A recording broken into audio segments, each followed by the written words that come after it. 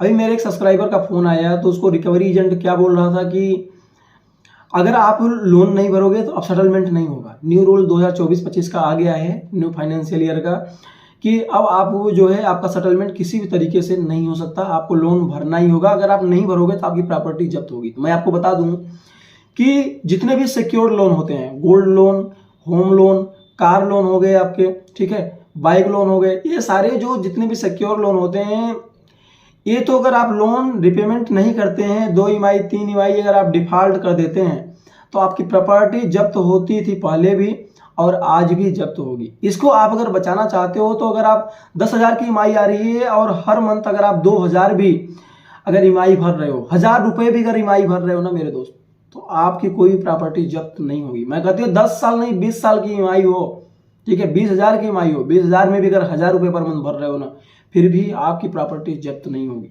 क्योंकि कोई भी कंपनी ऐसे आपकी प्रॉपर्टी जब्त नहीं कर सकती। उसको जो है बैंक से नहीं बल्कि कोर्ट से अप्रूवल लेना होता है आपकी गाड़ी को उठाने के लिए। उसके पास वो लेटर होना चाहिए, कोर्ट का रिसीविंग लेटर, ठीक है। अब वो चीज़ें अगर आप भर रहे हो ना, तो कोर्ट किसी का ऐसे प्रॉपर्टी जब्त करने के लिए अलाउ नहीं करती, वो जो है अप्रूवल नहीं देती। तो वहाँ पे क्या होता है, कोर्ट सीधे बोलेगी कि भाई लोन लिया है लेकिन प्रयास तो कर रहा है ना। 10,000 का लोन है, बैंक कहेगी कि आखिर 20,000 का लोन है, 20,000 पर मंथ ईएमआई आ रही है, 1,000 रुपये दे रहा है, तो इससे क्या होता है? बोले 1,000 रुपये नहीं 1 रुपये देता है, लेकिन दे रहा है, प्रयास कर रहा है, वो डिफॉल्ट नहीं कर रहा है। तो कहने का मतलब प्रॉपर्टी आपकी जब्त नहीं होती है। दूसरी चीज आपको ये चीज समझना है, जैसे ही ईएमआई आपकी पूरी हो जाएगी या 90 दिन के ऊपर, तो बैंक खुद आपसे सेटलमेंट के लिए बोलने लगे। कोई भी बैंक या एनबीएफसी का मतलब होता है नॉन बैंकिंग फाइनेंशियल कंपनी, जितनी भी होती हैं, यानी बैंक को छोड़ करके अदर भी बहुत सारी ऐसी कंपनियां होती हैं जो आपको लोन देती हैं, ठीक है। तो ये एनबीएफसी होती है, ये आरबीआई की संस्था होती है, तो एनबीएफसी भी लोन देती है। एनबीएफसी की बहुत सारी कंपनियां हैं और बैंक आपको देती है। तो ये दोनों चीज आपको ध्यान देना है। सेटलमेंट होगा, कल भी होता था, आज भी होगा, ठीक है, आपको परेशान नहीं होना है। और अगर आप 90 दिन क्रॉस कर जाते हो तो आपको जो इंटरेस्ट है वो भी आपका माफ हो जाएगा, जो आपकी पेनाल्टी है वो भी माफ हो जाएगी, ठीक है। और जितना आपका लोन अमाउंट है ना 50% माफ हो जाएगा, ठीक है। अब अगर आप 180 दिन अगर आपको जो है आप कर देते हो, 180 दिन अगर डिले कर देते हो ना, तो ऐसा वो बैंक मान लेते हैं भैया ये पैसा मर ही गया है पूरा, कुछ भी मिल जाए, तो फिर 30% 20% पे आपका सेटलमेंट हो जाता है। तो इस तरीके से आपको समझना है, ठीक है। बाकी सिक्योर लोन है तो आपको जमा करना है। कोई भी लोन है यार, अगर आपके पास पैसे है ना तो मेरे दोस्त जमा कीजिए। लोन न भर पाना, न भरना कोई अच्छी बात नहीं है, ठीक है। इससे आपका सिविल खराब होता है। इसके आप कभी भी लोन लेंगे ना, ये हिस्ट्री आप कभी हटा नहीं पाएंगे। सिविल तो आप इंक्रीज कर लेंगे लेकिन ये हिस्ट्री कभी मिटा नहीं पाएंगे। आपकी जन्म कुंडली में आपका ऐड हो जाएगा, समझ रहे। जैसे आप हाई जो है पढ़ाई करते हैं तो हाई स्कूल पास करते हैं, इंटर पास करते हैं, किसी कहीं भी जॉब करते हैं, तो आपका क्या होता है, हाई स्कूल की मार्कशीट देखी जाती है, हाई स्कूल में कितने नंबर हैं, इंटर में कितने नंबर हैं।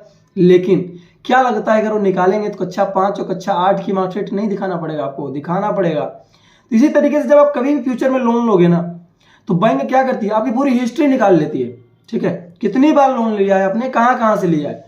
लेकिन सिविल अगर आपकी इंक्रीज है तो सिक्योर लोन आपको बड़ी आसानी से दे देती है, अनसिक्योर भी कुछ केस में दे देती है। जैसे अगर आपने जैसे सेटलमेंट किया, सेटलमेंट करने के बाद में अगर आपने दोबारा फिर आपके पास कोई क्रेडिट कार्ड है, लगातार आप यूज कर रहे हैं, पेमेंट कर रहे हैं, तो आपका सिविल लगातार इंक्रीज होता चला जा रहा है, ठीक है।